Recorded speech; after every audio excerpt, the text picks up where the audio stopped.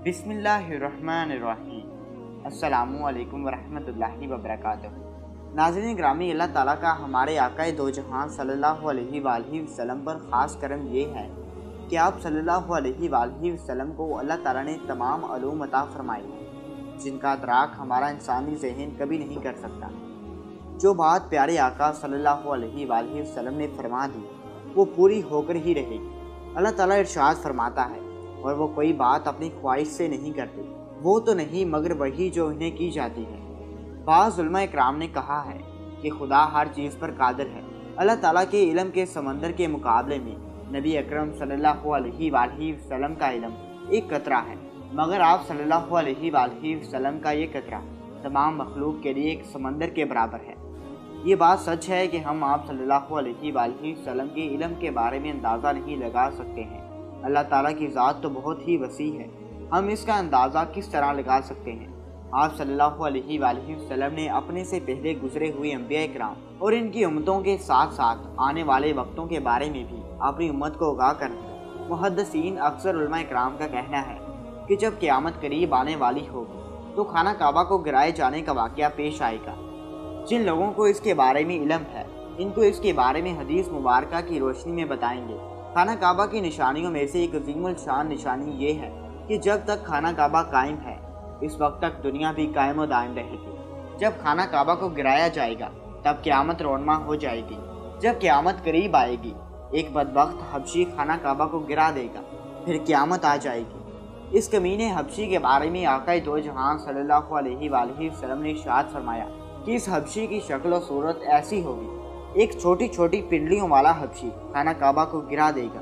जबकि बुखारी शरीफ में लिखा है कि आप सल्लल्लाहु अलैहि वसल्लम ने इरशाद फरमाया, गोया मैं इस हबशी को देख रहा हूँ कि वो काला और चौड़ी टांगों वाला है, काबा के पत्थर और ईंटों को उखाड़ उखाड़ कर फेंक रहा है। बुखारी शरीफ में है कि कुर्बे क़यामत के वक्त हज़रत ईसा अलैहिस्सलाम के पर्दा करने के बाद जब लोगों के सीनों से कुरान पाक अल्लाह ताला उठा लेगा तो इसके बाद वो बदबख्त हबशी खाना काबा को गिराएगा। इस हदीस में अफहज का लफ्ज़ है, और अफहज वो है जो अकड़ता हुआ चले या चलते में उसके दोनों पंजे तो नज़दीक रहें और दोनों एड़ियों के दरमियान फासला हो। वो हबशी मरदूद जो क़यामत के करीब खाना काबा को उठाएगा वो इसी शक्ल का होगा। दूसरी रवायत में है कि इसकी आंखें नीली, नाक फैली हुई होगी, पेट बड़ा होगा, इसके साथ और भी लोग होंगे। वो काबा का एक एक पत्थर उखाड़ डालेंगे और समंदर में ले जाकर फेंक देंगे। ये क़यामत के बिल्कुल नज़दीक होगा।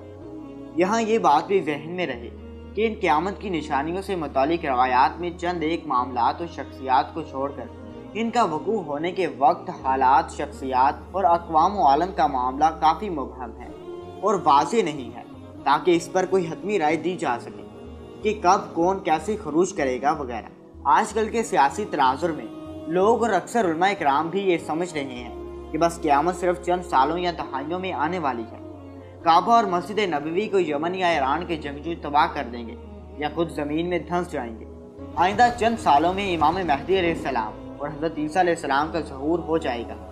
बरमूदा ट्रायंगल से दज्जाल नमूदार हो जाएगा और फितना फैलाएगा। यहूदियों, ईसाइयों और मुसलमानों की आपस में जंग होगी जो बस चंद दिन की दूरी पर है वगैरह। हकीकत यह है कि ये सब क़यास सराइयाँ सादा लोहे अवामुल नास को महसूस करने और अमलो जहाद से दूर करने के लिए की जाती हैं। अगर गहरी निगाह से देखा जाए तो बड़े बड़े फितने तो कई सदियां पहले ही रोनमा होने शुरू हो गए थे।